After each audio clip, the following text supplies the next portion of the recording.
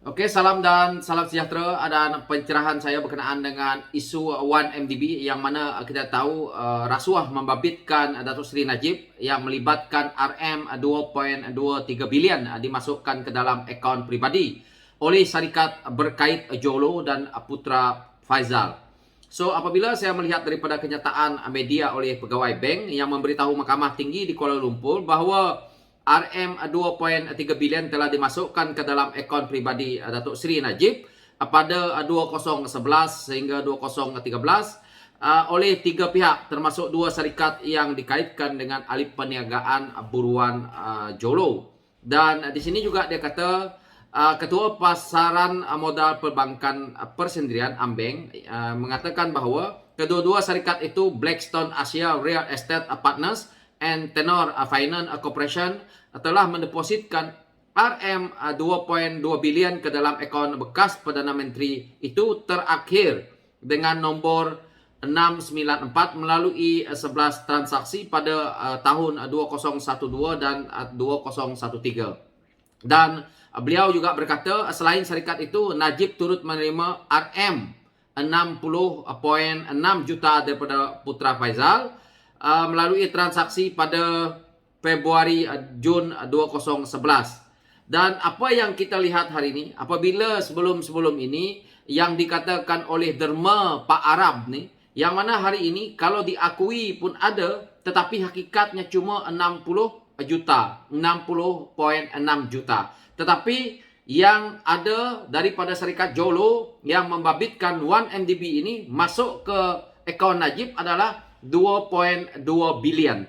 Ini adalah satu angka yang besar yang mana kalau kita lihat jika pun betul apa yang saya katakan tadi, Putra Arab Saudi menderma kepada Najib tetapi dengan hanya 60 juta dan yang lain-lainnya adalah duit daripada 1MDB, maka selama ini kita ditipu bulat-bulat oleh walaon oleh mereka yang begitu fanatik menyokong Datuk Seri Najib dan mereka-mereka yang selama ini bersekongkol dalam isu ini, yang mana hari ini kita juga telah pun melihat dan kita boleh meneliti dengan jelas kenyataan-kenyataan daripada mahkamah, kenyataan-kenyataan daripada pegawai bank seperti ini, dan akhirnya kita mendapat rumusan bahawa syarikat itu adalah syarikat milik Jolo yang mana berkait dengan 1MDB. Dan akhirnya inilah yang dikatakan sebagai rasuah, iaitu duit masuk dalam akaun pribadi Najib yang mana dia juga tidak mengumumkan, dia juga tidak memberitahu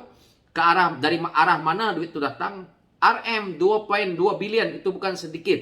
Dan apabila kita lihat 2.2 bilion ini masuk ke dalam akaun dia, yang mana apabila saya melihat kenyataan ini, apabila kecoh isu yang mana melibatkan 2.2 bilion ini masuk ke dalam akaun Najib, suatu masa kita pernah dengar bahawa Najib mengatakan bahawa dia tak nak terima duit itu.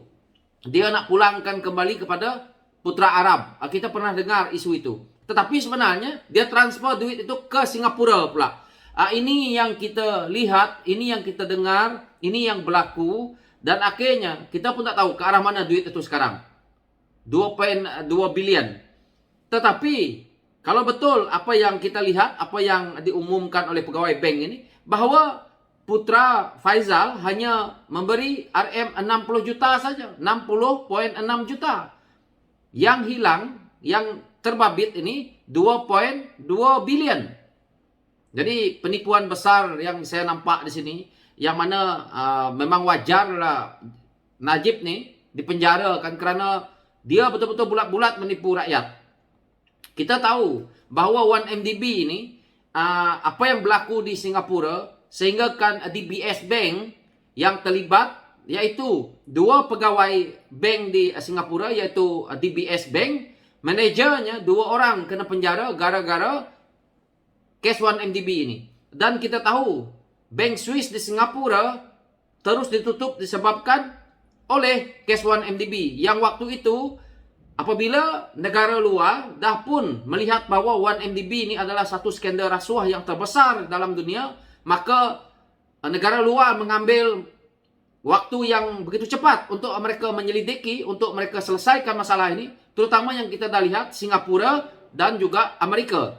dan mereka ambil tindakan yang begitu pantas sehingga kan mereka boleh memulangkan apa yang berlaku dalam 1MDB ini, mungkin dalam membentuk duit, membentuk aset kepada negara kita, yang mana kita melihat di waktu pemerintahan PH Amerika telah mengembalikan separuh, dan di waktu pemerintahan Tan Sri Muhyiddin Yassin dapat juga kembali separuh. Tetapi apa yang kita lihat dalam isu Najib ini tadi, dia mendapat rasuah 2.3 bilion nih, yang mana duit ini kita tak tahu kemana hari ini. Duit 1MDB yang dah hilang ni dah memang banyak, dah puluh-puluh bilion. Yang kita nak cari ini duit yang RM 2.3 bilion, yang mana Najib kata dia transfer balik, dia tak nak ambil derma. Rupa-rupanya kita dibohongi hidup-hidup oleh Najib, mengatakan bahawa Raja Arab lah. Itulah saya kata, mereka-mereka yang selama ini seperti orang yang betul-betul menyokong 1MDB ni, orang yang menjadi jurucakapnya, orang yang seolah-olah dia tahu dalam 1MDB ni, orang yang seperti Arul Kanda, seperti Datuk Lokman, seperti Isam Jalil, seperti Presiden UMNO itu sendiri, dan beberapa kerat lagi mereka yang menjadi pemimpin UMNO hari ini, sepatutnya dipertanggungjawabkan dalam isu untuk membayar 1MDB ini. Kerana kita rakyat hari ini tidak mengizinkan berlakunya satu company yang dibuat oleh Najib ni, company 1MDB ni, yang kita tak tahu asal unsur ya, yang kita tak tahu dia berniaga apa, tetapi tiba-tiba membuat pinjaman, mengambil duit rakyat untuk nak dijadikan sebagai 1MDB itu dijadikan sebagai untuk mereka nak transitkan duit yang dicuri dan akhirnya transfer ke negara luar dan akhirnya nanti kembali lagi kepada Najib. Ini tidak menguntungkan kita rakyat. Sebenarnya mereka-mereka ini kalau kita lihat adalah penderhaka kepada negara, kerana jumlah duit kita ni kalau kita keluarkan ke luar negara, maka boleh merundum ekonomi kita dan boleh merosakkan kita punya sistem ekonomi kita ni. Karena aliran kita yang keluar, yang mana melibatkan duit kita ini, akan menjatuhkan nilai duit kita sebenarnya. Kalau kita lihat ya, bagaimana pekerja-pekerja yang ada di sesebuah negara itu. Contohnya di Malaysia ini, ramai pendatang asing kerja. Kalau mereka membuat kiriman wang kepada negara mereka, maka kita akan menerima akibat dia. Begitu juga Singapura ke ataupun negara mana yang ramai pekerja asing ni. Jadi kalau ramai yang mengirim uang ke negara mereka masing-masing, maka mereka akan melihat bahawa ekonominya ataupun daripada nilai mata wang mereka akan jadi susut di situ. Begitu juga negara kita ini. Apabila pemimpin kita rakus mencuri uang rakyat, akhirnya mereka hantar duit kita keluar negara, maka akibatnya yang kita rasa hari ini, hutang yang dia buat kita kena perlu bayar.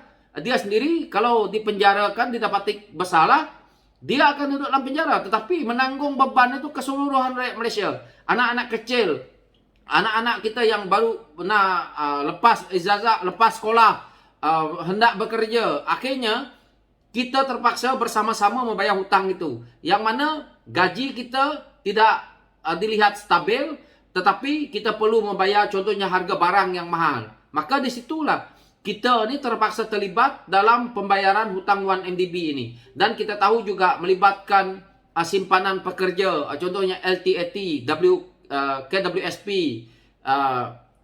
dan berbagai-bagai yang mana ini adalah tabung rakyat. Seperti juga mungkin melibatkan badan-badan kita punya kementerian yang lain. Ini adalah satu yang pada saya harus kita hentikan dan harus kita bawa ke muka pengadilan mereka-mereka yang bertanggungjawab dalam soal 1MDB ini. Masih lagi kita nak menegakkan benang yang basah, tetapi hakikatnya inilah yang terjadi. Itu sebab saya kata, macam mana kita boleh yakin bahawa putra Arab Saudi ataupun Raja Arab Saudi boleh menderma kepada dia 2.2 bilion. Itu bukan satu nilai yang banyak, ribu-ribu juta. 2.2 bilion itu bersamaan dengan 2.000 juta. 2.000 juta ini bukan sedikit. Jadi saya pun tak faham apa yang Najib nak buat dengan duit begitu banyak ni. Nak kata dia invest kepada UMNO supaya menang ataupun Barisan Nasional nak menang? Tidak juga. Jadi politik ini bukan pada kuasa cash is king. Jadi politik ini adalah kepada kuasa, adakah pemimpin itu melakukan satu kebenaran yang terbaik untuk negaranya. satu kebaikan yang boleh dipercayai oleh rakyat, maka dia akan dinilai dan akhirnya dia tidak akan dijatuhkan. So itu pencerahan saya. Sekian, terima kasih.